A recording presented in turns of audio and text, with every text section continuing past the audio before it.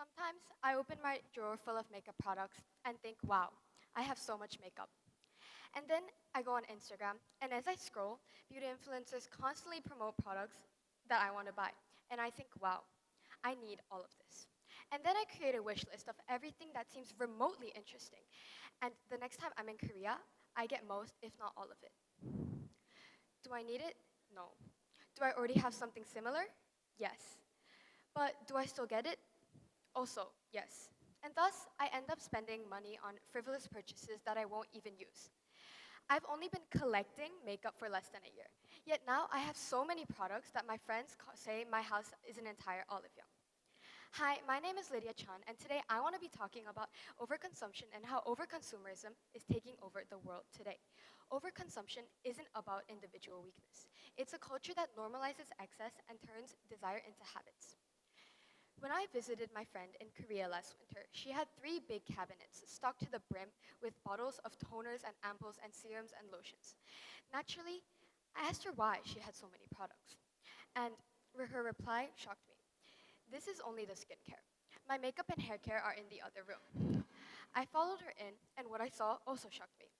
When I thought I had a lot, she had more than tenfold the amount I owned. She had boxes of unopened products and every brand's newest release or limited edition products that I could only ever dream of buying.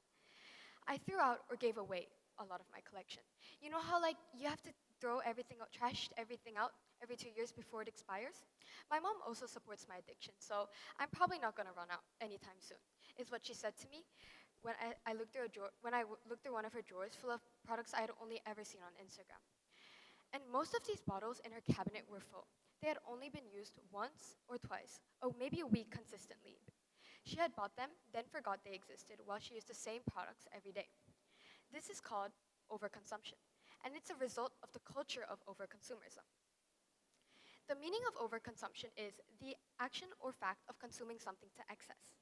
Overconsumption is not just about buying something to treat ourselves. It is about buying more than we could ever use or ever need. But before we go any further, it is important to understand the difference between overconsumption and overconsumerism. Overconsumption is an individual action, when we buy more than we can use. Overconsumerism is a social mindset that leads us to that action. It is the culture where people constantly want to purchase things that they don't need. Overconsumerism is influenced by marketing, social media, and the ever-increasing trend of fast fashion. Now, the beauty industry shows just how big of a problem overconsumption and overconsumerism has become in the status quo. According to Statistica, in 2020, the beauty industry produced $480 billion in revenue.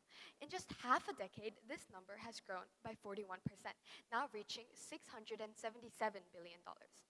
Almost no industry in the world grows this fast, especially not one as big as the beauty industry is already. Studies show that the average woman owns about 40 to 50 makeup products, yet few use more than 8 to 10 on a day-to-day basis. The rest are mostly untouched, sitting there unused and collecting dust before it eventually gets thrown away in a landfill. But the question is, if we know we aren't going to be using these products, why do we keep buying them? One of the biggest influences is, without a doubt, social media. But behind our various social networks lies something much deeper. In psychological science, the mere exposure effect, also known as the familiarity principle, is the phenomenon of people tend to take a liking to something merely because they are familiar with it. This concept goes hand in hand with our ever-increased presence on social media. Nowadays, when a certain item goes viral, a consumer is exposed to it multiple times throughout the day on the algorithm. Influencers say it is the best product they've ever used and use phrases like run, don't walk to captivate our attention. We see it in posts, advertisements, and in countless positive reviews across multiple social media platforms. The next cosmetic that seems interesting or even remotely effective is so appealing to us because we've seen and heard so many good things about it. Eventually, our brains begin to believe that it is necessary for us to own this product without even trying or researching it for ourselves. A clear example of the mere exposure effect is the Rare Beauty Blush by Selena Gomez. This single product went viral across multiple years and multiple platforms. Everyone on TikTok and Instagram was raving about how pigmented and long-lasting it was. Many consumers who already owned blushes began to feel that this one was different. It was the special one that they needed. And they bought this blush not because they had no more, but because the repeated exposure and marketing made them think that they needed it. Buying one rare beauty blush is not overconsumption, but the same thing happens with almost every, if not all, viral products. Social media and the exposure effect turn awareness into desire, and that desire turns into consumption. In turn, this consumption turns into overconsumption. I'm also a victim of the rare beauty hype, and I spent more than $100 on the brand because I fell into the trap of the exposure effect. I now own 3 rare beauty products. I only use one regularly. This cycle of seeing, wanting, buying, and buying again is the foundation of overconsumerism. We watch Sephora hauls where people spend hundreds of dollars of makeup in one trip. We watch restock videos where drawers are filled with identical products no person could even use a fraction of in their entire lifetime. We watch as influencers open giant PR boxes sent by brands with unnecessary amounts of makeup in them, and watch as they swatch colors that don't even match their skin tone. And most of the time, this isn't seen as wasteful. It's seen as aspirational. It creates an image saying this is what success and happiness looks like. This is what you should want in life. We as consumers fall into overconsumerism and end up trying to copy these wasteful creators, thinking it's a good thing, when in reality, like I said, it's just wasteful. And this is not accidental. Brands and marketing teams manipulate overconsumption. Social media platforms want to see excess, dramatic, and visually appealing content. A person who buys one color of the same lipstick and shows that on their screen is not going to go viral, but a person who shows 10 and 20 will gain thousands of likes. And like I said, companies know this. They send influencers copious amounts of products, knowing that they can't even use half of it before it expires. They pay influencers money to advertise their products as life-changing or special. It's not meant to be practical or useful. It's to gain a good reputation and a good image from the consumers. The more products shown, the more people watch. The more people watch, the more they buy. The more they buy, well, obviously the brand makes more money. And people think that the greater amount of products they have is how successful they are. And that is the driving factor of overconsumerism.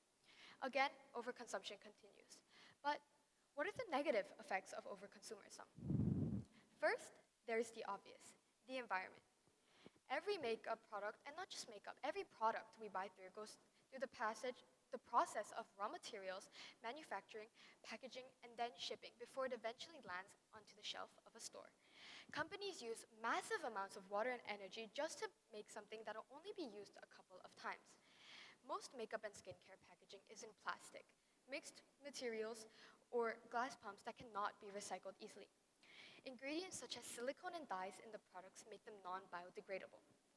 Greenly.Earth claims that more than 120 billion units of packaging is produced by the beauty industry in the United States alone. 70% of this ends up in landfills or oceans, and they take hundreds of years to decompose. This isn't just in the beauty industry. It's accountable for every single non-recyclable item affected by overconsumption. The microplastics exist in our water, food, and even the air we breathe. Overconsumption not only harms the environment, it also harms us. Second is the financial costs. Overconsumption makes us spend without thinking. One product doesn't seem expensive, but buying the same products, same or similar products in different colors, falling for limited edition offers, and buying overpriced travel sizes adds up to more than we expect. Many people today struggle to save money, not just because they are inherently irresponsible, but because overconsumption has become such a habit that we often don't realize it. Thirdly is the psychological cost of overconsumption. Overconsumption does not make us happier in the long term. There is the initial excitement of buying a new, shiny, flashy product, but that fades quickly. We start to find things that we don't have, and they seem better. We want that instead. This constant sense of dissatisfaction makes us feel that no matter how much we have, it'll never be enough. And social media exacerbates this. They always show people who have more than us, more products and more money. They seem better, like they're in a more desirable position in society. And we want to be like them. But how do we distinguish between what is overconsumption and what isn't? I've been focusing on the beauty industry as it's the sector I personally have most experience in terms of overconsumerism and overconsumption itself. But it happens everywhere, every day. The boy in my class that owns 60 pairs of basketball shoes is contributing to overconsumption. The one who owns 10, which at first seems like a large number, but wears them on rotation, isn't. Healthy consumption doesn't mean owning only one product of a specific type. It's about the intention of it. If it's something that you genuinely think you're going to use, instead of just shoving it in a closet. Overconsumption isn't just caused by one single person. It is caused by the whole society. But even with the little change, the reduction in waste can be tremendous. Here's the takeaway I want everybody here to remember. Consumption turns into overconsumption when buying becomes a habit and not a choice. The next time you buy something, whether that be clothes, cosmetics, shoes, technology, anything, ask yourself one question. Am I buying this am I buying this to use it, or am I buying this because I've been influenced? Because I want to feel excited, including successful or up to date. Because I want bragging rights. Don't never buy. Just pause and think before you do. We don't have to completely cut our purchases. We just have to be conscious about them. And little by little, it is possible to break the cycle of overconsumption, one person at a time. Thank you.